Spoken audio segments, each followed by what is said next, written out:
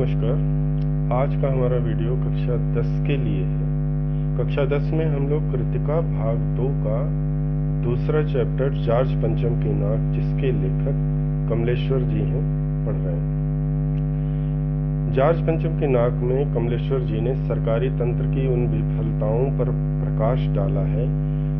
जब हमारा देश स्वतंत्र हो जाने के बाद भी हमारे जो सरकारी तंत्र था उसमें सामंतशाही की व्यवस्था समाप्त नहीं हुई थी। कह सकते हैं कि जो सामंती वर्ग की मानसिकता थी वो अभी तक समाप्त नहीं हो पाई थी। देश उससे पूरी तरह से आजाद नहीं हो सका था।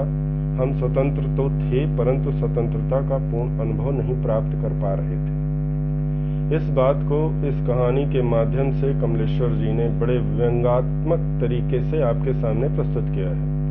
इस कहानी में हम लोग देख रहे थे कि इंग्लैंड की महारानी एलिजाबेथ अपने पति चार्ल्स फिलिप्स के साथ इंडिया के दौरे पर आ रही। इंडिया के दौरे के साथ साथ वो पाकिस्तान और नेपाल का भी दौरा करेंगी, जिसके विषय में उनके दर्जी और उनके सिक्योरिटी और बाकी सारे जो इस दौरे से जुड़े हुए लोग थे सभी परेशान हैं। सबसे अधिक परेशानी भारत के अंदर है, देश के अंदर है, और वो परेशानी है कि दिल्ली के इंडिया गेट पर स्थित जॉर्ज पंचम की एक लाट यानी मूर्ति है, जिसको क्रांतिकारियों ने जिसकी नाक तोड़ दी है। लेखक कह रहे हैं कि दिल्ली में सब कुछ था परंतु नाक नहीं थी। नाक नहीं थी का मतलब जॉर्ज पंचम काफी कह सकते हैं आप काफी क्रूर वायसराय था, जिसे भारत में हमेशा विरोध का सामना करना पड़ा। लोगों ने और भारतीय नेताओं ने, खासकर कांग्रेसियों और क्रांतिकारियों ने हमेशा जॉर्ज पंचम को काले झंडे ही दिखाए थे। इस आधार पर जॉर्ज पंचम की नाक यानी जो प्रतिष्ठा थी वो तो थी ही नहीं। देश के अंदर उसके प्रति लोगों का आक्रोश बड़ा जबरदस्त था, और इस आक्रोश को समाप्त करने के लिए स्वतंत्रता के बाद अनेकों प्रयास भी किए गए थे, परंतु ऐसा हो न सका। सरकार चाहती थी कि ऐतिहासिक वस्तुओं को हम बचा के रखें। भले अंग्रेजों ने हमारे ऊपर शासन किया था, परंतु उनकी मूर्तियां, उनके द्वारा बनाए गए विभिन्न प्रकार के संसाधन या जो भी आप कह सकते हैं पब्लिक प्लेस पर स्थापित किए जाने वाले विभिन्न प्रकार के कार्यों और रीति रिवाज, नियम कानून को सरकार ये चाहती थी कि पूरी व्यवस्था स्थापित होने तक बनाए रखा जाए। परंतु क्रांतिकारी ये चाहते थे कि सरकार इनको तत्काल से ही खत्म कर दे। इसके लिए जगह जगह पर नारेबाजी होती थी, मीटिंग होती थी, भाषणबाजी होती थी। कई बार हमलावर हमला कर देते थे। संसद में विधेयक पेश होते थे इसके खिलाफ, इसके पक्ष में। इस तरह की कार्रवाई लगातार चलती रही, और जो क्रांतिकारी दल थे, उग्रवादी, उन लोगों ने मूर्तियों का सत्यानाश करना जारी रखा। उन्हीं में से एक मूर्ति थी जॉर्ज पंचम की नाक, जो इंडिया गेट पर स्थित थी। उसकी मूर्ति गुरिल्ला युद्ध में क्रांतिकारियों ने ध्वस्त कर दी थी। उसकी नाक जब टूट गई और एलिजाबेथ इंडिया में आ रही, ये एक बड़ी चुनौती थी कि मूर्ति को देखेंगी, वो भी ऐसी जगह पर मूर्ति थी जहां से उसको बचाया नहीं जा सकता। यानी इंडिया गेट को दिखाना ही था, दिखना ही था, और वहीं से होकर के सारे कार्य होने थे। तो वो मूर्ति कैसे नहीं दिखेगी? दूसरी मूर्तियों को छुपाया जा सकता था, परंतु उस मूर्ति को नहीं छुपाया जा सकता था। सरकार की ये समस्या थी, और उससे भी बड़ी समस्या थी उस मूर्ति की नाक। सरकार ने सरकारी कर्मचारियों को इसके लिए नियुक्त किया। सरकारी कर्मचारियों की एक कमेटी ने मीटिंग किया। मीटिंग करके ये निश्चित किया गया कि एक क्लर्क को दिया जाए पता लगाने के लिए कि इसमें क्या होना है। सारे अधिकारियों ने मिलकर एक मूर्तिकार को बुलाया। मूर्तिकार ने एक प्रश्न पूछा कि इस मूर्ति का पत्थर कहाँ से लाया गया है, क्या ये देशी है या विदेशी? इस बात का पता लगाने के लिए क्लर्क को नियुक्त किया गया।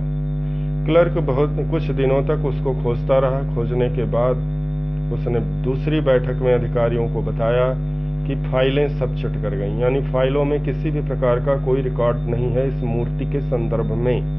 अब मूर्तिकार ने फिर से प्रश्न किया सरकारी अधिकारियों के जो चेहरे थे वो लटक गए। मूर्तिकार के प्रश्न से और बौखलाए। मूर्तिकार ने कहा, क्या अब मैं ऐसा करता हूँ कि पूरे देश का भ्रमण करता हूँ और दूसरे पूरे देश के भ्रमण करके इस मूर्ति के पत्थर का पता लगाता हूँ। ये आसान काम नहीं था। सरकारी अधिकारियों को इसमें आज्ञा देने में बड़ी दिक्कत आ रही थी, परंतु दूसरा कोई चारा नहीं था। अतः उन्होंने इस कार्य को करने का आदेश दे दिया। अब मूर्तिकार हमारे आज के वीडियो में पत्थर को खोजने के लिए पूरे भारत में भ्रमण करेगा। पूरे भारत में भ्रमण करेगा, उसका रिपोर्ट आकर के अधिकारियों को देगा। अधिकारियों में क्या प्रतिक्रिया होती है उसके बाद वो दूसरा स्टेप क्या उठाते हैं और दूसरे कार्य क्या करते हैं मूर्ति की नाक लगाने के संदर्भ में। तो चलिए हम लोग देखते हैं कि यहाँ पर मूर्ति की नाक को कैसे लगाया जा रहा है और उसके लिए क्या क्या पापड़ बेलने पड़ रहे हैं। पिछले वीडियो में हम लोग देख रहे थे कि सभी अधिकारियों ने मिल करके एक मूर्तिकार को दिल्ली से बुलाया। मूर्तिकार आने के बाद अधिकारियों ने अपनी समस्या मूर्तिकार के सामने रखी। मूर्तिकार ने तुरंत ही इस समस्या का सलूशन निकाला और बोला कि आपका कार्य हो जाएगा, अर्थात जॉर्ज पंचम की नाक लग जाएगी। उसने एक प्रश्न किया जो कमेटी के सामने उसने प्रश्न किया कि परंतु हमें ये पता लगाना पड़ेगा कि जॉर्ज पंचम की जो लाट है अर्थात जो मूर्ति है वो किस पत्थर की बनी है। इस कार्य को एक चपरासी को दे दिया गया। चपरासी ने आकर के बताया कि दूसरी मीटिंग में बताया कि हमने सब कुछ खोजा परंतु कहीं पर भी जॉर्ज पंचम की इस मूर्ति की फाइल प्राप्त नहीं हुई और उसमें हमें कुछ भी प्राप्त ना हो सका। ये सब के लिए बड़े ही दुख का विषय था और चिंता का कारण था। अंत में एक खास कमेटी स्थापित की गई और उस कमेटी में ये कह दिया गया कि जॉर्ज पंचम की नाक का सारा दारोमदार यानी जिम्मेदारी आपके ऊपर है। यानी कमेटी बैठाई गई और कमेटी को ये कह दिया गया। आखिर मूर्तिकार को फिर बुलाया गया।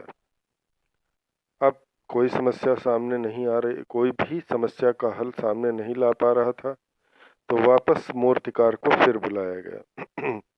क्योंकि मूर्तिकार के प्रश्न का उत्तर नहीं मिल सका था तो दूसरा उपाय भी मूर्तिकार ही बता सकता था। ऐसा विचार करके मूर्तिकार को दोबारा बुलाया गया। मूर्तिकार आया और उसने बोला, पत्थर की किस्म का ठीक पता नहीं चला तो परेशान मत होइए। उसने कहा, अगर पत्थर का पता नहीं चला है कि किस पत्थर से जॉर्ज पंचम की मूर्ति बनी है तो आप लोग परेशान ना हो। किस्म का मतलब टाइप होता है, तरह। तो आप लोग परेशान मत होइए। मैं हिंदुस्तान के हर पहाड़ पर जाऊंगा और ऐसा ही पत्थर खोज कर लाऊंगा। लेखक कह रहे हैं कि मूर्तिकार ने कहा कि आप लोगों को घबराने की आवश्यकता नहीं है। मैं हिंदुस्तान के सभी पहाड़ पर जाऊंगा, सभी पहाड़ों पर घूमने जाऊंगा। घूम करके वहां से पत्थर को खोज कर लाऊंगा जिस पत्थर से ये मूर्ति बनी है। लेखक ने पहले ही बताया था, मूर्तिकार कलाकार था परंतु पैसे से लाचार था।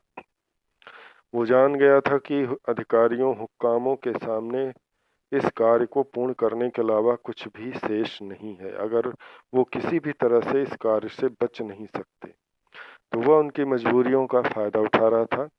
उसने ऐसी बात कही, ऐसा करना भूसे में सुई खोजने के बराबर था और पूरे हिंदुस्तान का चक्कर लगाना, पहाड़ों का चक्कर लगाना भी आसान खेल नहीं था उस समय के लिए।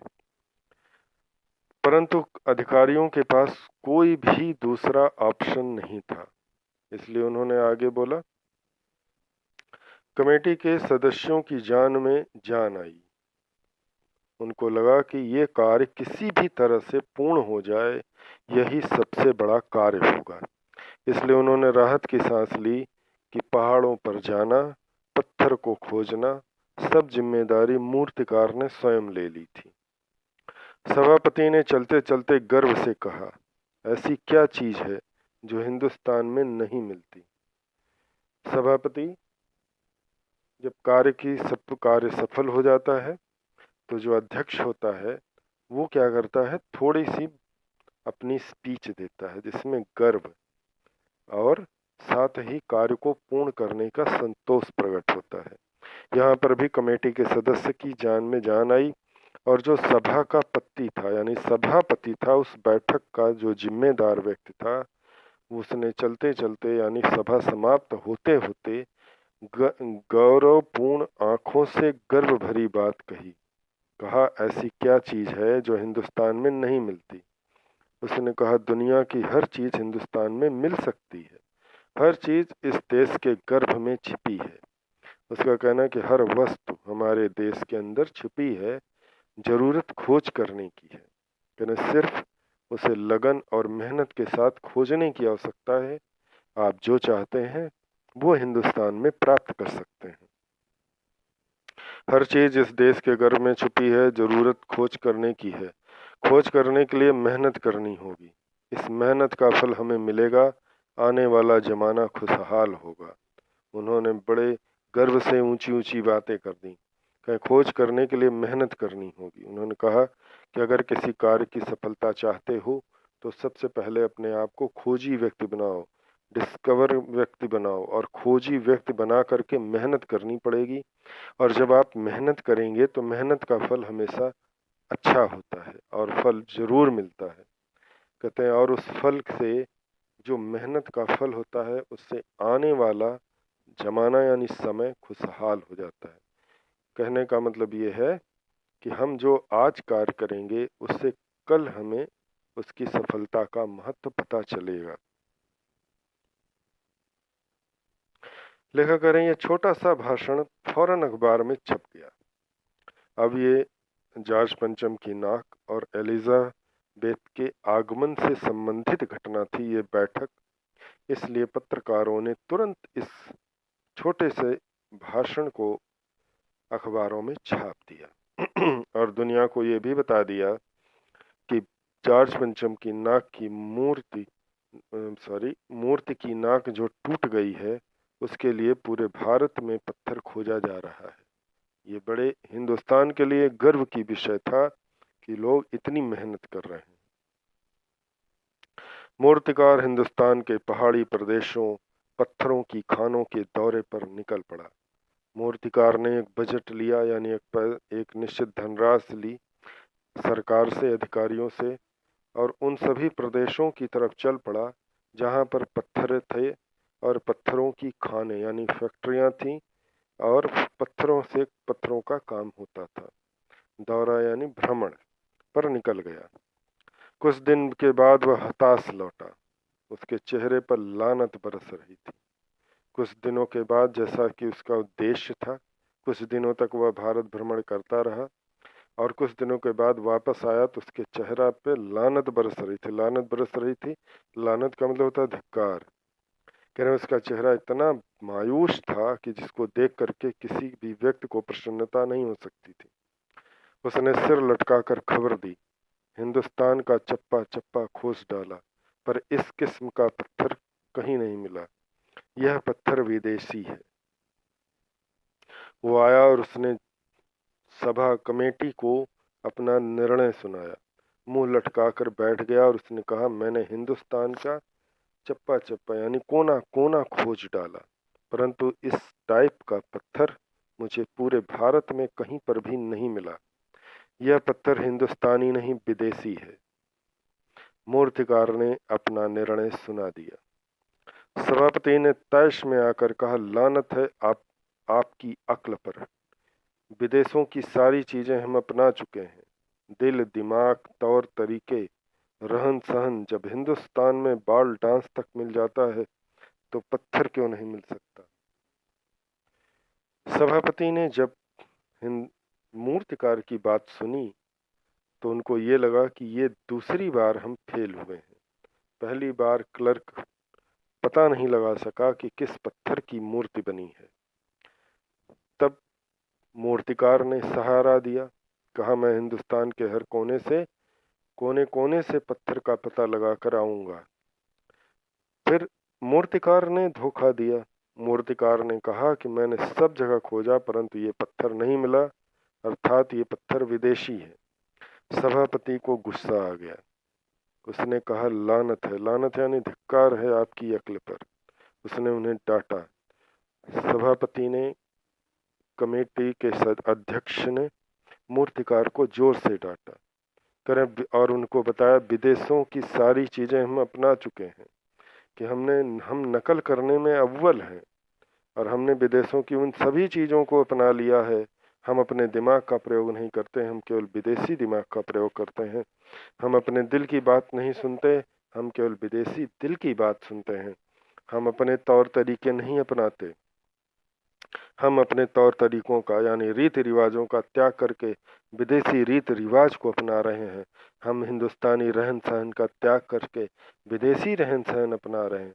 और तो और हिंदुस्तान में बाल डांस तक मिल जाता है, विदेशों में बच्चों को डांस करने का बार होता है, उसमें बच्चे डांस करते हैं और ये वहाँ के अपनी एक अलग है। करें वो चीजें जो हमारे हिंदुस्तान में अवैध हैं उनको नहीं किया जाता, वो तक कहीं न कहीं मिल जाती हैं।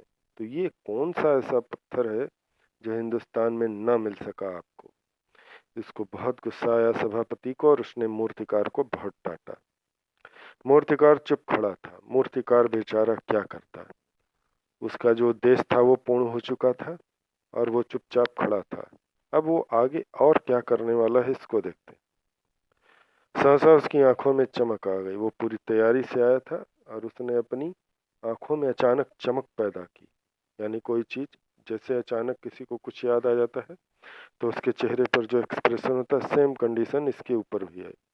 उसने कहा, एक बात मैं कहना चाहूंगा, लेकिन इस शर्त पर कि यह बात अखबार वालों तक न पहुंचे।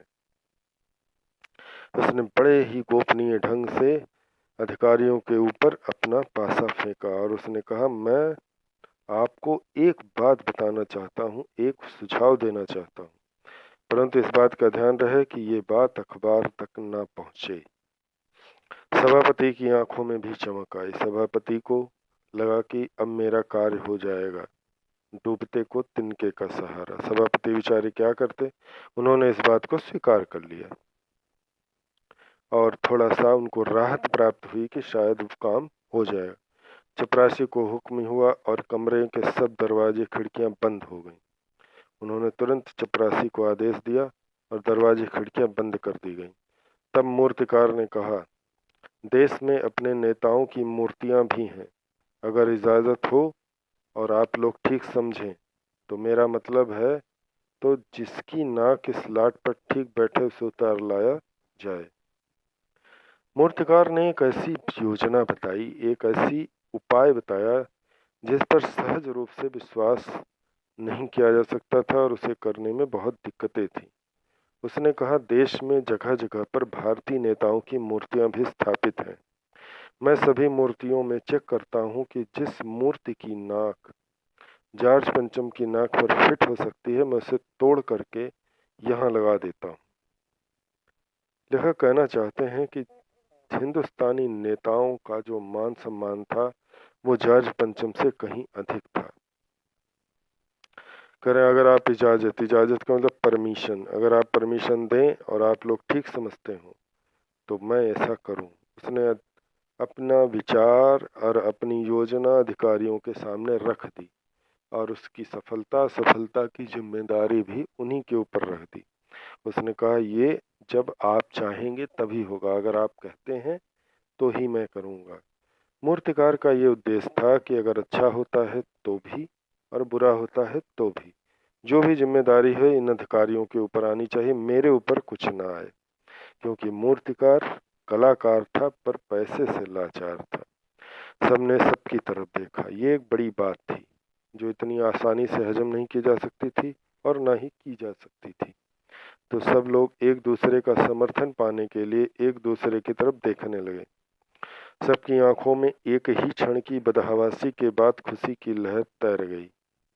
सभी लोग एक क्षण के लिए बदहवास यानी बेचैन हो उठे, ये कैसे हो सकता है, परंतु फिर उनके मन में अचानक ही उन्होंने अपने आप को प्रसन्नचित्त पाया, क्योंकि उनका उद्देश्य था जॉर्ज पंचम की नाक को पूर्ण करना।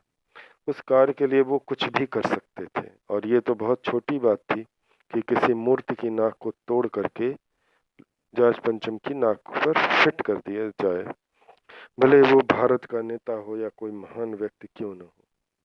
किसी की नाक इस लाट पर बस बैठ जाए। सबने सबकी तरफ देखा, सबकी आंखों में एक क्षण की बदहवासी के बाद खुशी तैर गई। सभापति ने धीरे से कहा, लेकिन बड़ी होशियारी से। जब सभापति को आंखों में इशारा मिल गया, तो उसने मूर्तिकार को समझाया कि ये कार्य बड़ी ही होशियारी यानी सावधानी से होना चाहिए। इसके बाद मूर्तिकार क्या करता है और क्या जॉर्ज पंचम की नाक लग पाती है, इसके विषय में हम लोग आगे देखेंगे अगले वीडियो में।